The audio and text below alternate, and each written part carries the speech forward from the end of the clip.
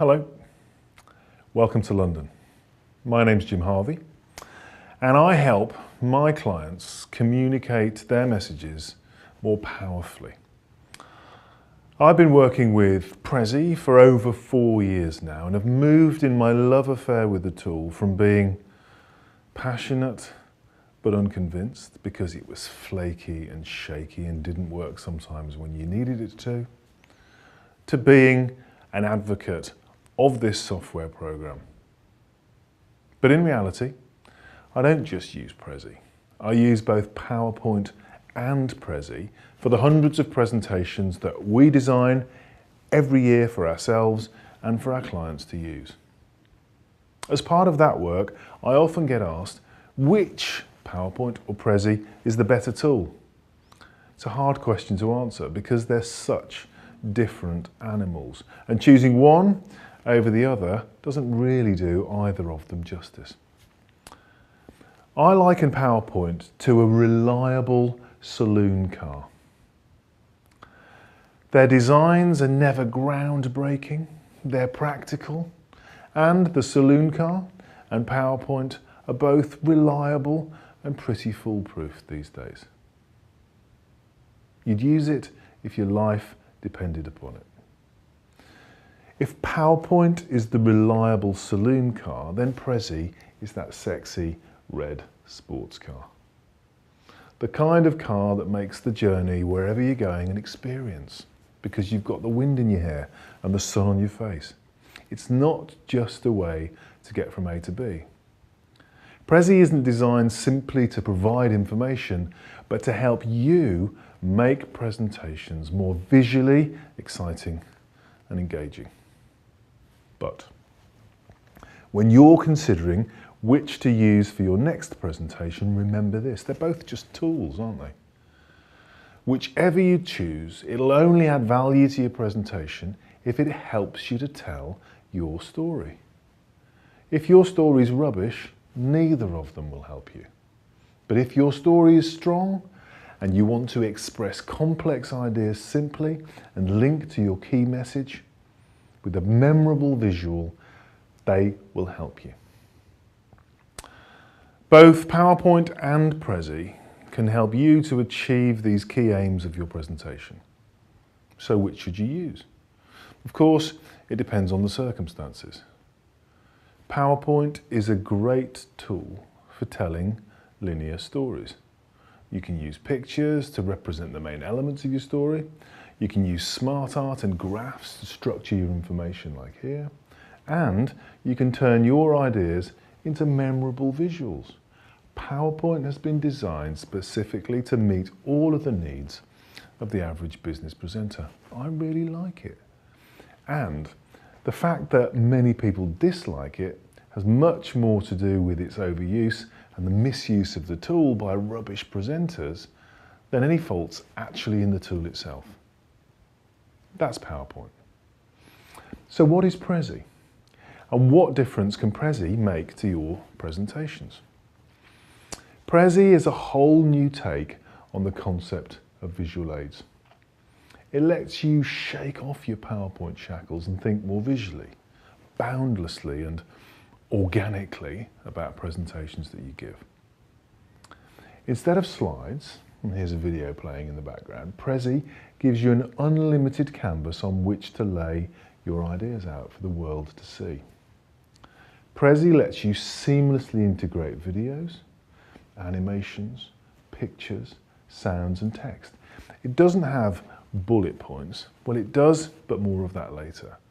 And I'll let you decide whether that's good or bad. But there aren't the same integrated tools inside Prezi for doing what PowerPoint can do, graphs and flowcharts. Other kinds of images have to be created outside of Prezi and brought in.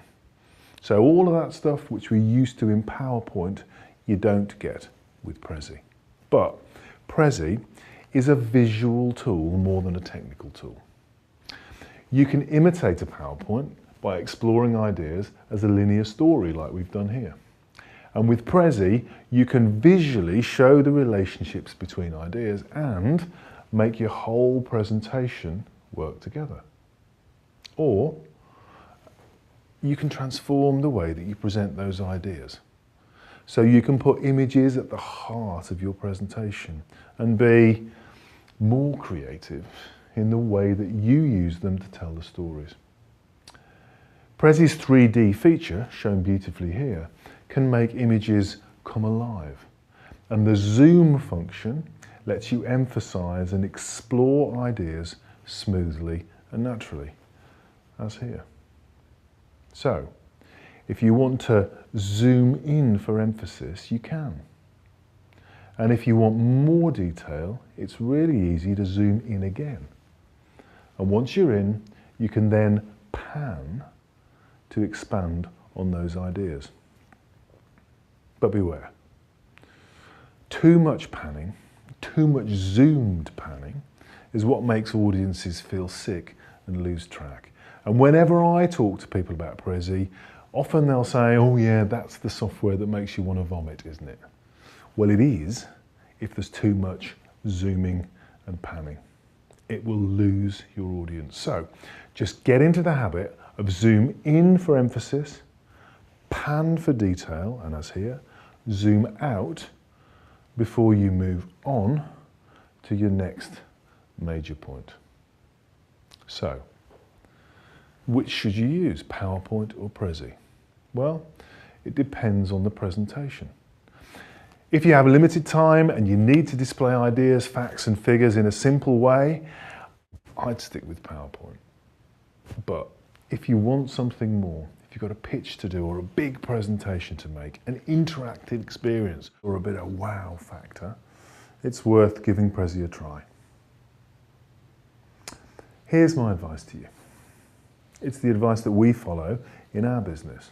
Why not develop skills in both PowerPoint and Prezi? Then you can assess the purpose, the audience and the context of each presentation and choose the tool which will do the job best. Why not have a saloon car for weekdays and a sexy red sports car for high days, weekends and holidays?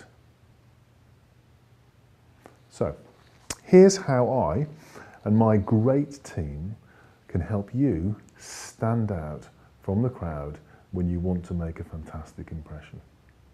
Firstly, there's my Prezi for Professionals ebook, which provides hundreds of tips for creating engaging, persuasive presentations in Prezi. You can click the link below this video to find out a little bit more about that.